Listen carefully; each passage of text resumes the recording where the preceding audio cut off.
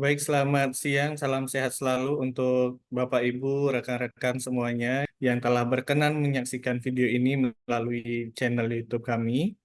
Bapak, Ibu yang berbahagia, jadi video ini kami buat dalam rangka penugasan mata kuliah yang kami tempuh, yaitu mata kuliah Filsafat Ilmu Manajemen pada program studi Doktor Ilmu Manajemen Universitas Airlangga, Surabaya. Sebelumnya kami ingin mengucapkan terima kasih banyak kepada yang terhormat Ibu Profesor Dr. Anis Eliana SEMSI dan Ibu Profesor Dr. Indrianawati Usman SEMSC selaku dosen pengampu mata kuliah ini telah memberikan kesempatan kepada kami dan memberikan kepercayaan kepada kami untuk membawakan dan mengulas materi terkait dengan epistemologi. Dan juga tentunya saya mengucapkan terima kasih kepada Bapak, Ibu, adik-adik, serta rekan-rekan semuanya yang telah berkenan menyimak video ini. Sebagai pengantar, kami sampaikan bahwa pada kesempatan kali ini, kami akan mengulas topik terkait dengan epistemologi. Jadi, epistemologi ini adalah salah satu bagian dari pondasi utama filsafat ilmu manajemen. Pada materi sebelumnya, rekan-rekan kami sudah membahas terkait dengan Everyone is Philosopher yang mungkin Bapak Ibu dapat eh, simak melalui channel YouTube Ibu Intan Diana Binangkit dan juga materi terkait dengan ontologi pada YouTube channel Bapak Fariza Rahman. Dan pada kesempatan kali ini, kami berdua akan melanjutkan terkait dengan fondasi kedua dari filsafat ilmu manajemen, yaitu mengulas terkait dengan epistemologi dan bagaimana kontroversinya yang terjadi dalam dunia organisasi. Materi ini kami ambil dari buku yang ditulis oleh Andreas Georg Scherer dan Elizabeth Das dan juga Emilio Marti yang berjudul Philosophical Foundation and Organizational Controversies. Kami sangat berharap melalui video ini Bapak, Ibu, dan rekan-rekan semuanya dapat mendapatkan insight dan juga hal-hal yang positif terkait dengan topik yang akan kami bahas, yaitu epistemologi dalam organisasi.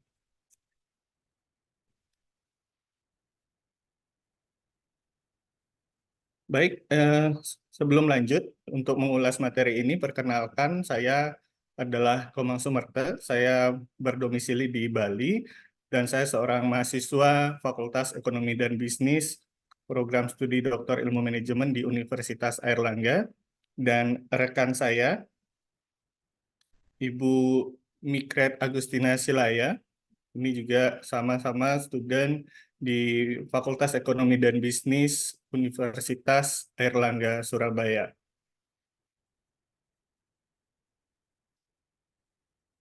Baik, seperti yang kami sampaikan sebelumnya, bahwa kami akan mengulas terkait dengan book chapter yang disampaikan, yang berjudul Philosophical Foundation and Organizational Controversies, di mana ditulis oleh 3 orang yang ahli di bidangnya tentunya. Yang pertama ada Andreas Georg Scherer.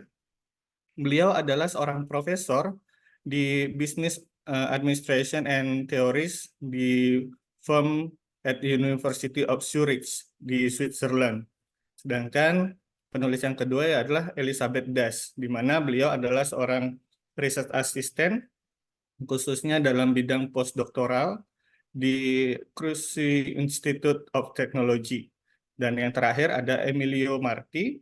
Emilio Marti ini adalah seorang associate professor di Rotterdam School of Management dan beliau sangat tertarik terkait dengan organizational theory dan juga corporate sustainability.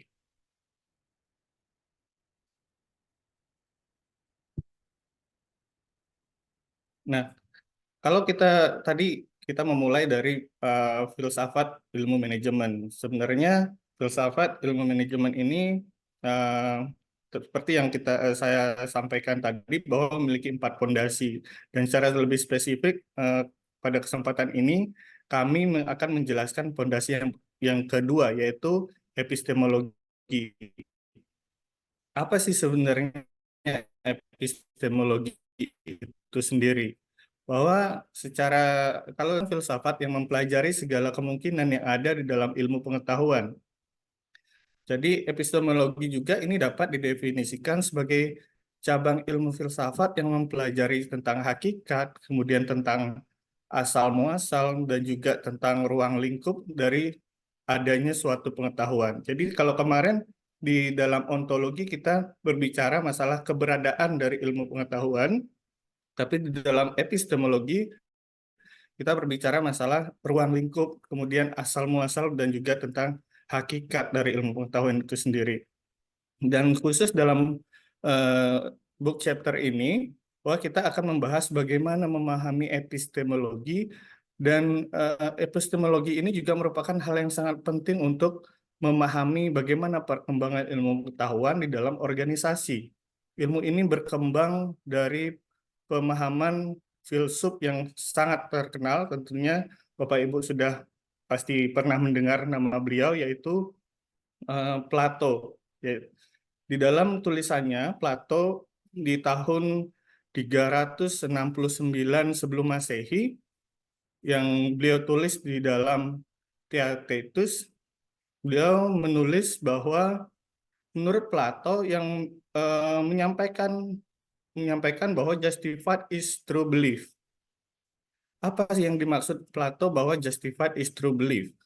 Kalau saya bisa pecah bahwa kepercayaan yang benar atau kepercayaan benar yang dibenarkan adalah definisi dari ilmu pengetahuan itu sendiri.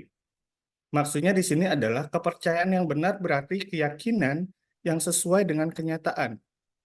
Bahwa kita meyakini akan sesuatu, tapi keyakinan itu harus sesuai dengan kenyataan.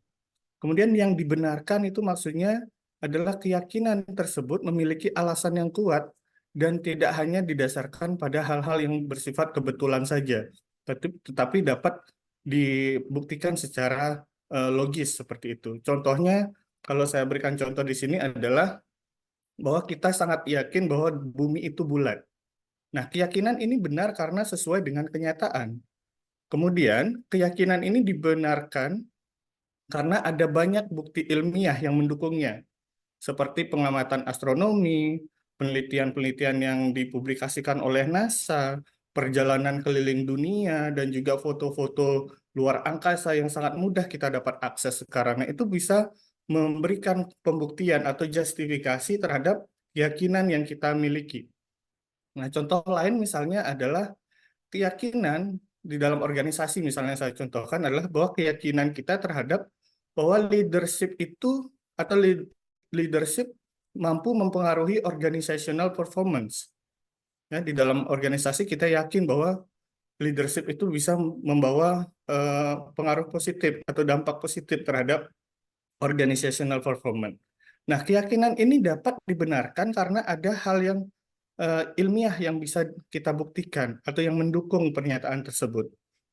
Seperti banyaknya contoh perusahaan-perusahaan atau organisasi yang menjadi berhasil karena pemimpinnya sukses dalam mengelola organisasi. Misalnya kemarin Kementerian Kereta, misalnya kemarin adalah di KAI, kereta api misalnya, yang sebelumnya mungkin belum perform, setelah ada pimpinan yang mampu mengelola organisasinya yang bagus, sehingga KAI menjadi perusahaan yang sangat bonafit, yang masyarakat menjadi jauh lebih percaya terhadap perusahaan tersebut. Nah, dalam organisasi juga seperti itu. Selain bukti empiris, juga ada bukti-bukti penelitian, studi kasus yang membenarkan dari argumentasi tadi, yaitu leadership bisa mempengaruhi organizational performance. Nah, itu contoh dari apa namanya yang dimaksud dari kepercayaan dan yang dibenarkan tersebut. Nah, dari pernyataannya Plato tersebut yang disampaikan pada abad ke 369 sebelum Masehi, tentu tentu memberikan dampak dalam perkembangan ilmu pengetahuan. Bahwa seorang filsuf juga pada tahun 2005 menyampaikan why and how belief need to be true and justified in order to be called knowledge. Nah, ini disampaikan oleh Moser di tahun 2005. Nah, dari situ kita mengarahkan bahwa bagaimana kita menyatakan bahwa kebenaran dan bagaimana cara untuk menjustifikasinya. Nah, di dalam slide ini kami akan menyampaikan terkait dengan truth and justification. Di dalam bukunya eh, apa namanya? Dalam buku ini disampaikan bahwa trust is the property a belief needs to fulfill in order to call a true belief. Di mana kebenaran adalah sifat yang harus dimiliki atau dipenuhi oleh sebuah kepercayaan agar dapat disebut sebagai kepercayaan yang benar. Nah, untuk mendefinisikan kapan sih sebuah keyakinan dapat disebut sebagai keyakinan yang benar, kita perlu mengetahui apa itu kebenaran yang dapat dijawab dengan cara-cara yang tergantung pada posisi filosofis seseorang. Nah, pembenaran dari sifat yang ada atau yang harus dipenuhi ini oleh sebuah kepercayaan agar dapat disebut sebagai pengetahuan menjadi sangat relevan dengan cara yang berbeda juga tergantung pada sisi posisi filosofis seseorang. Dari perbedaan posisi filosofis ini muncul beberapa pandangan ya terkait dengan bagaimana kita melihat kebenaran tersebut. Nah, di slide ini sudah ada 3 pandangan yang menunjukkan bagaimana kita bisa melihat kebenaran itu sendiri. Yang pertama itu adalah correspondence theory of truth yang disampaikan sebagai contoh di sini adalah Moore tahun 1953 dan Russell 1912, di mana teori ini mendefinisikan bahwa sebuah keyakinan dapat dikatakan sebagai yang terkait dengannya, ya.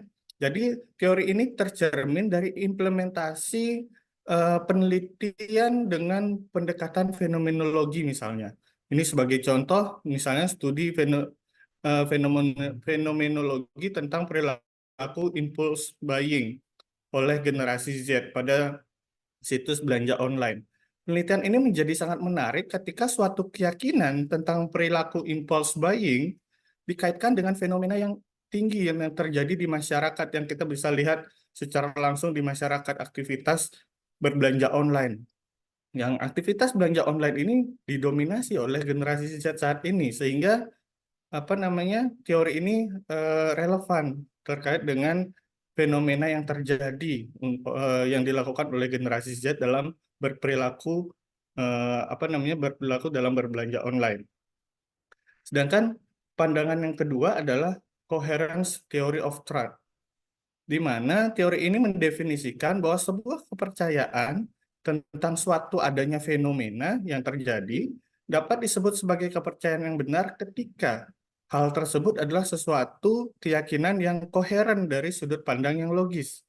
Jadi, coherent theory of truth ini memandang tidak hanya dilihat dari fenomenanya saja, tapi harus juga bisa dilihat dari pemahaman yang logis. Nah, ini yang ditekankan oleh Blanchard 1939 dan Young 2001 yang memiliki aliran coherence theory of truth ini, bahwa untuk melihat kebenaran tidak hanya dilihat dari fenomena saja, tapi juga harus mampu dipandang atau dijelaskan secara logis. Sehingga fenomena baru bisa dikatakan dipercaya apabila dapat dipahami dari pemikiran yang logis. Untuk itu, jika dikaitkan dengan contoh fenomena berperilaku impulse buying tadi yang sebelumnya saya sampaikan, bahwa perilaku impulse buying yang terjadi pada generasi Z pada situs berbelanja online harus dapat dijelaskan secara koheren atau berkaitan dengan teori yang memiliki penjelasan logis terkait dengan fenomena tersebut. Misalnya dikaitkan dengan teori Resonate Action atau TRA, atau bisa dikaitkan dengan teori Planet of Behavior, teori alasan berperilaku, yang secara logis dapat menjelaskan alasan konsumen berperilaku tersebut. Kemudian yang ketiga, pandangan yang ketiga yaitu konsensus teori. Nah, ini contohnya disampaikan oleh Habermas tahun 1984. Nah, para ahli teori konsensus ini juga memandang bahwa pembenaran sebagai konstitutif bagi pengetahuan dan kebenaran tersebut. Sehingga para ahli yang berada pada aliran ini tidak sependapat dengan gagasan ontologis tentang kebenaran sebagai masalah korespondensi dengan fenomena yang ada secara objektif dan independen. Sebaliknya, para konsensus teoris ini memandang bahwa mereka mendefinisikan sebuah keyakinan sebagai suatu kebenaran ketika semua orang yang terpengaruh olehnya setuju bahwa keyakinan ini benar. Nah, kalau bisa dilihat di contoh contoh gambar ya, di slide ada gambar yang pojok kiri bawah, itu kita bisa melihat bahwa kalau orang itu sudah setuju terhadap suatu keyakinan dan banyak orang yang setuju terhadap suatu keyakinan, itu bisa dikatakan suatu kebenaran. Sehingga pembuktian dari kebenaran itu adalah dari justifikasi dari banyak orang gitu ya, tidak hanya satu orang saja. Sehingga implikasinya adalah ilmu pengetahuan atau teori itu harus terus dibuktikan bahwa kebenarannya dengan melakukan pembuktian-pembuktian atau penelitian-penelitian yang untuk membuktikan bahwa teori itu benar adanya. Nah, kemudian kalau tadi kita membahas tentang eh, bagaimana kita eh, bagaimana itu kebenaran. Kemudian dari mana kita bisa mendapatkan sumber untuk menjustifikasi bahwa kebenaran itu keyakinan itu dapat dibenarkan atau tidak. Nah, jadi di dalam chapter ini juga dijelaskan bahwa sumber dari justifikasi itu ada 3 kelompok ya. Yang pertama adalah kelompok evidentialis, di mana para evidentialis ini menyatakan bahwa segala bentuk pengamatan perseptual, introspeksi, peringatan, atau intuitif yang mendukung keyakinan seseorang dapat dianggap sebagai bukti bahwa keyakinan tersebut adalah benar, dan oleh karena itu harus apa namanya? Oleh karena itu hal tersebut harus dapat dikatakan atau dapat merupakan sumber dari kebenaran. Jadi untuk menjustifikasi bahwa itu adalah kebenaran menurut evidentialis ini bisa dilihat dari perseptual, introspektif, peringatan, dan juga intuitif ya, yang mendukung dari keyakinan tersebut. Nah ini sehingga jika kita lihat di dalam penelitian manajemen, misalnya kalau saya berikan contoh di sini adalah terdapatnya penelitian-penelitian yang menggunakan pendekatan deskriptif, naratif, yang bersumber dari pengalaman perseptual orang per orang atau si peneliti itu sendiri. Baik dari apa namanya yang menggunakan pendekatan-pendekatan deskriptif tadi yang bersumber dari pengalaman perseptual, baik pengalaman si peneliti maupun pengalaman responden ya yang terlibat di dalam penelitian, yang tujuannya adalah menjelaskan suatu fenomena atau kebenaran yang ada. Jadi sumbernya itu dari perseptual atau persepsi.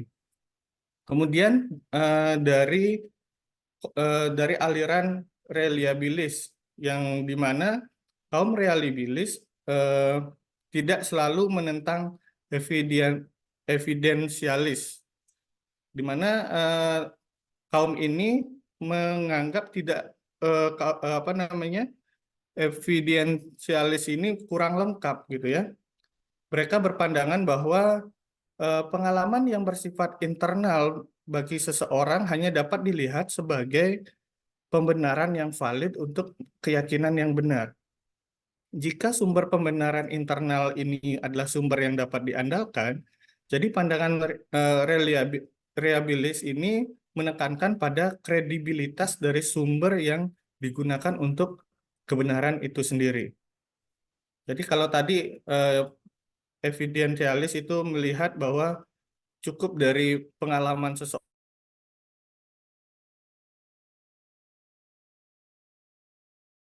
masingnya, ya.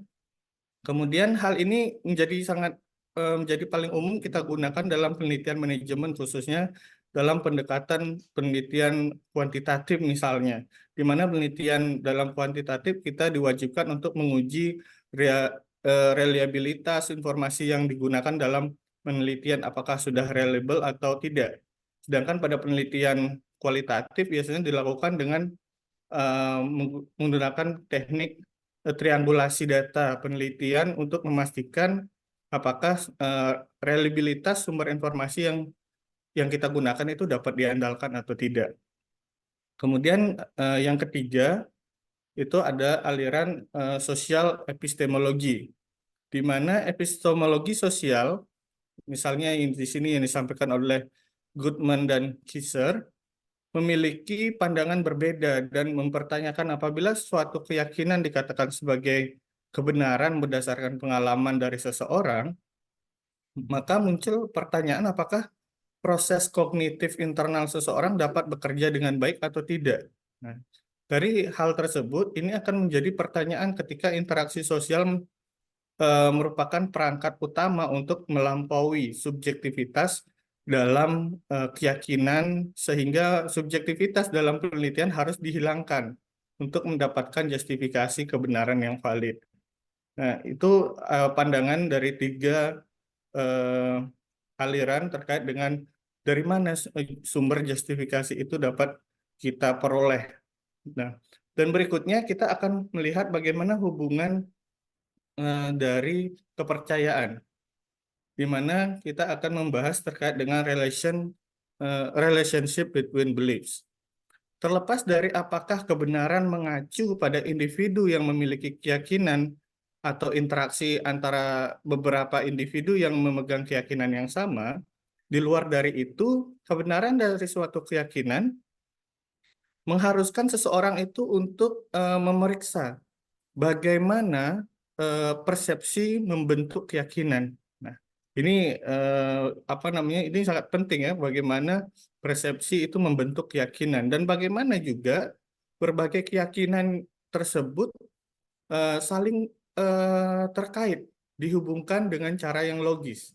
Ya, jadi keyakinan-keyakinan yang ada itu bisa saling kita kaitkan dengan sangat sistematis dan juga logis, dan logikanya dapat kita gunakan di situ.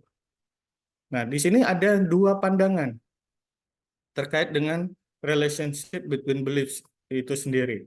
Yang pertama adalah pandangan foundationalis, ya, yang disampaikan oleh Descartes tahun 1637,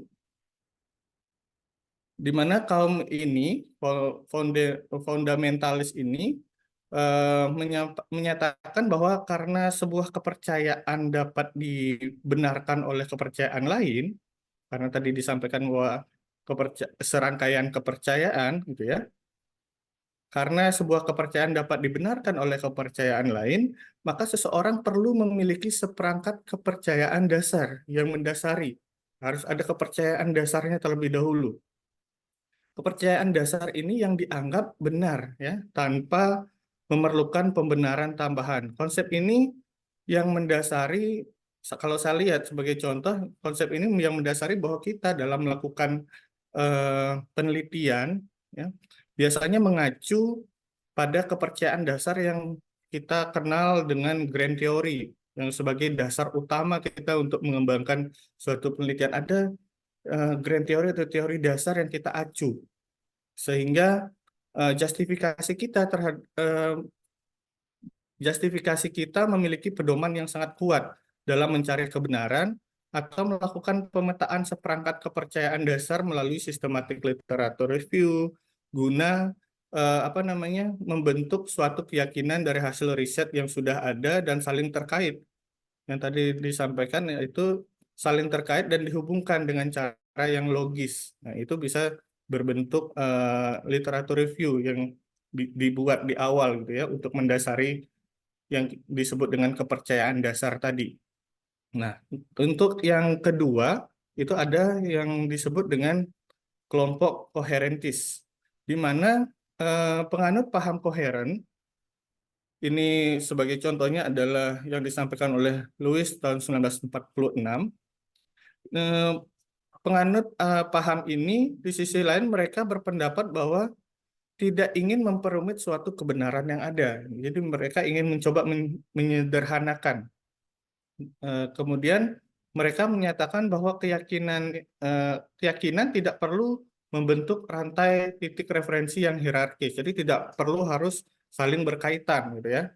Jadi dibuat sederhana saja, jangan dibuat saling berkaitan. Sehingga semua keyakinan dari fenomena yang memenuhi syarat dapat dibenarkan selama keduanya ini secara kolektif mewakili gambaran yang koheren mengenai fenomena tersebut dan tidak mengandung kontradiksi dari masing-masing pandangan tersebut.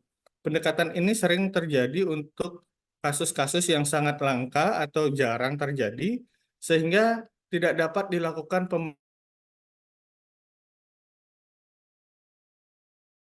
sangat grounded. Misalnya pendekatan grounded teori, single case study, karena kasusnya itu sangat jarang sekali, sehingga eh, pendekatan yang digunakan menggunakan single case study. Maupun pendekatan etnografi, karena kita harus masuk ke dalam satu komunitas yang secara khusus dan belum begitu populer mungkin di dalam penelitian, sehingga pendekatannya juga dilakukan secara berbeda. Nah, di dalam implikasi dari organizational theory tersebut, paling tidak ada 3 pertanyaan dasar ya yang mendasari bagaimana epistemologi ini terkait di dalam organizational studies atau implikasinya dalam studi organisasi. Yang pertama adalah what is the source of justification? Ya, berkaitan dengan diskusi sebelumnya bahwa sumber pembenaran dapat ditetapkan dengan mengacu pada individu atau dengan mengacu pada sosial. Individu ini berarti bahwa pengalaman individu merupakan suatu sumber pembenaran yang cukup. Namun di sisi lain ada yang menyampaikan bahwa harus dilihat dari sisi sosial juga, berarti bahwa sumber pembenaran apapun yang mengacu pada individu tidaklah cukup. Dan epistemologi sosial justru mendefinisikan interaksi sosial sebagai sumber dari pembenaran tersebut. Kemudian pertanyaan kedua, what is the relationship between different beliefs? Nah, pada pertanyaan ini tentu akan mengulas bagaimana sistem epistemik dalam kajian organisasi dapat dipetakan mengacu pada 2 pilihan yang telah dibahas sebelumnya di slide sebelum ini ya, yaitu melalui pendekatan koherentisme atau fundasionalis. Nah, itu ada 2 pendekatan, apakah menggunakan koheren atau fundasionalis. Nah, itu bisa dipilih salah satu. Kemudian pertanyaan yang ketiga, yaitu is knowledge value free or value laden? Di mana hal ini dijawab dengan pembahasan apakah sistem epistemik dalam studi organisasi mendukung pandangan positivis atau pandangan kritis. Sehingga kedua pandangan ini memiliki argumentasi yang kuat dalam menjelaskan bahwa pengetahuan itu merupakan suatu hal yang bernilai bebas atau bahkan pengetahuan itu merupakan sesuatu yang yang syarat akan nilai. Nah, dari 3 pertanyaan ini nanti akan membentuk bagaimana epistemological question for organizational studies ini membentuk beberapa sistem gitu ya, epistemic system di dalam organisasi. Dari dasar 3 pertanyaan ini nanti akan dijabarkan lebih lanjut di slide-slide berikutnya terkait dengan pembentukan sistem epistemik dalam organizational study. Untuk materi selanjutnya akan dilanjutkan oleh rekan saya, yaitu Ibu Mikret Silaya. Silakan Ibu. Baik, Bapak, Ibu, dan teman-teman sekalian, saya akan melanjutkan yang disampaikan oleh Pak Komang Sumerta.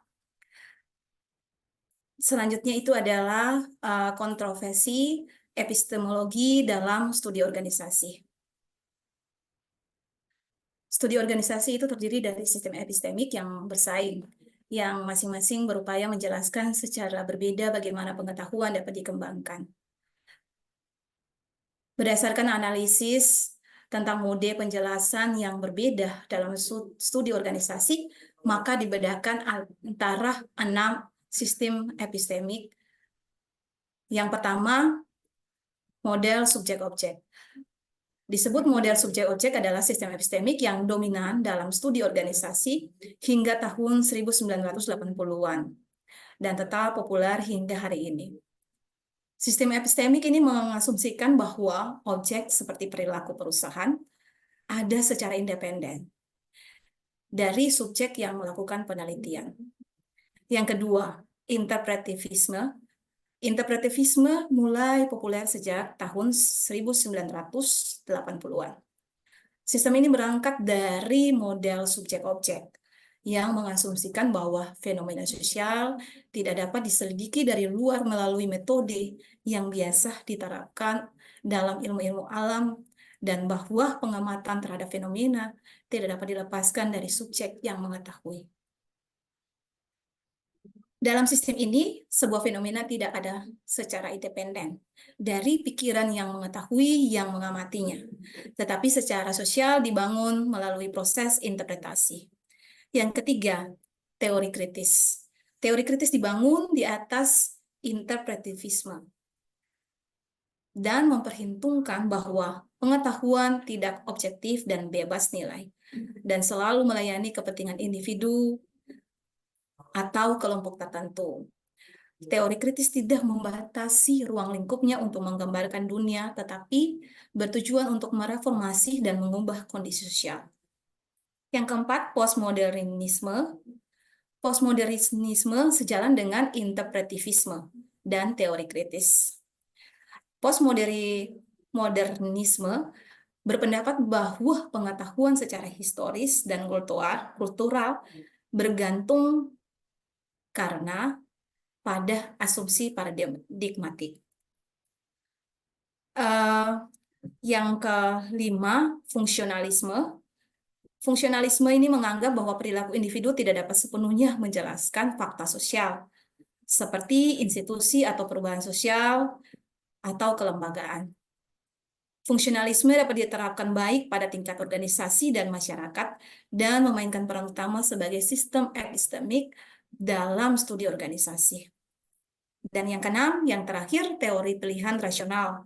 Mencoba menjelaskan hasil tingkat makro, seperti struktur organisasi, melalui penyebab tingkat mikro.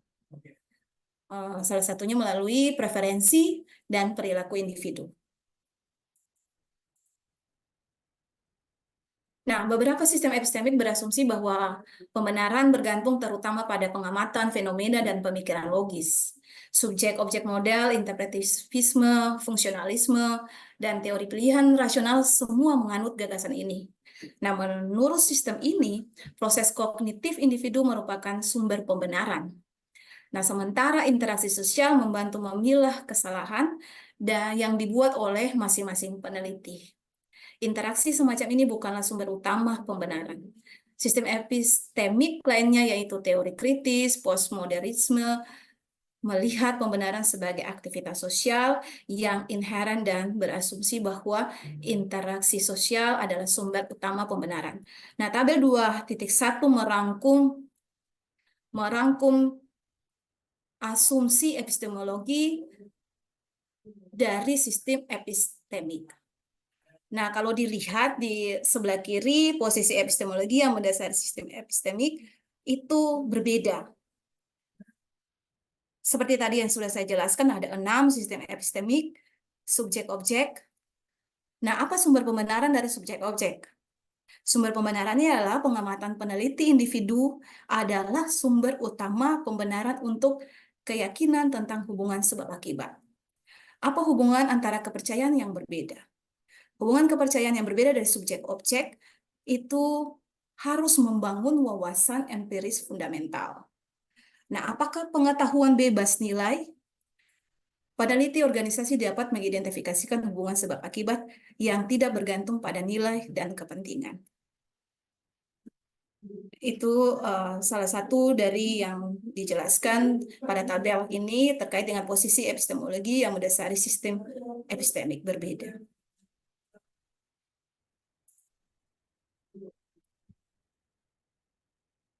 Nah, epistemic pluralism dan incommensurability. Ada beberapa sistem epistemik yang membentuk pandangan para peneliti tentang bagaimana pengetahuan tentang fenomena organisasi yang dapat dikembangkan. Jika tidak ada kriteria untuk membandingkan nilai sistem epistemik yang berbeda, maka sistem-sistem ini dianggap tidak dapat dibandingkan dan pluralisme epistemik akan incommensurability atau disebut juga dengan ketidakmampuan untuk dibandingkan. Ketidakmampuan untuk dibandingkan ini memiliki pengertian bahwa yang pertama, sistem epistemik secara radikal berbeda dalam hal bagaimana mereka memandu para peneliti. Kemudian yang kedua, sistem epistemik bertentangan satu sama lain sehingga perlu untuk memutuskan mana yang lebih unggul. Pengertian yang ketiga ialah tidak ada kriteria objektif yang dapat digunakan untuk menentukan alternatif mana yang akan dipilih. Filsafat konstruktif yang berkontribusi pada epistemologi sosial dibangun di atas peralihan linguistik dan pragmatis dalam filsafat modern.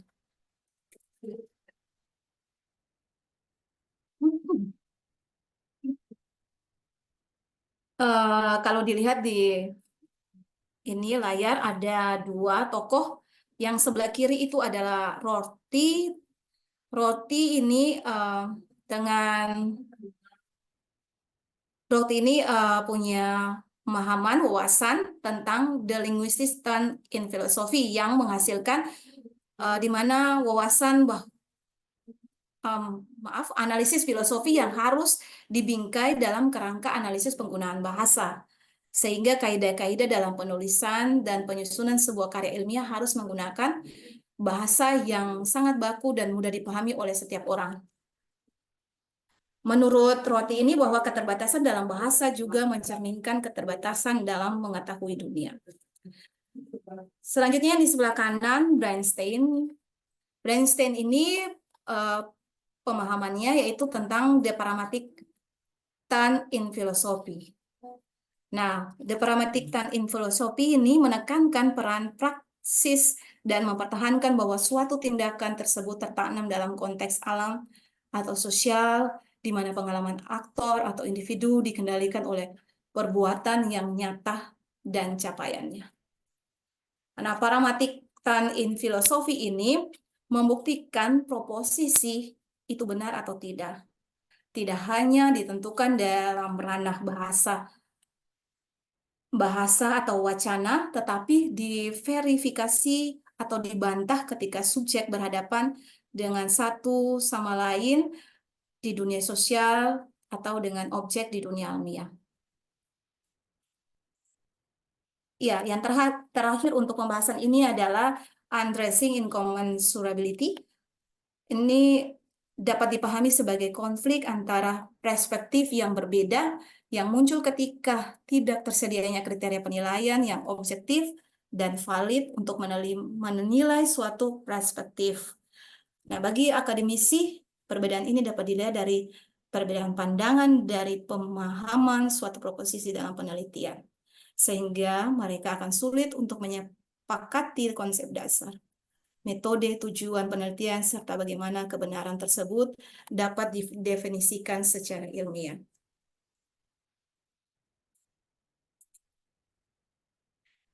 Ya, apa yang telah kami berdua paparkan diambil dari referensi-referensi yang ditampilkan pada layar ini.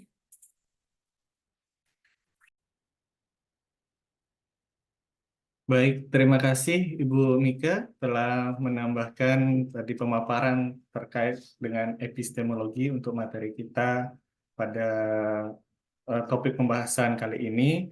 Dan tentunya kami sangat bersyukur kami telah bisa sharing knowledge ya untuk pada Bapak Ibu dan rekan-rekan semuanya. Semoga apa yang kami sampaikan ini dapat memberikan insight baru dan bermanfaat bagi Bapak Ibu semuanya.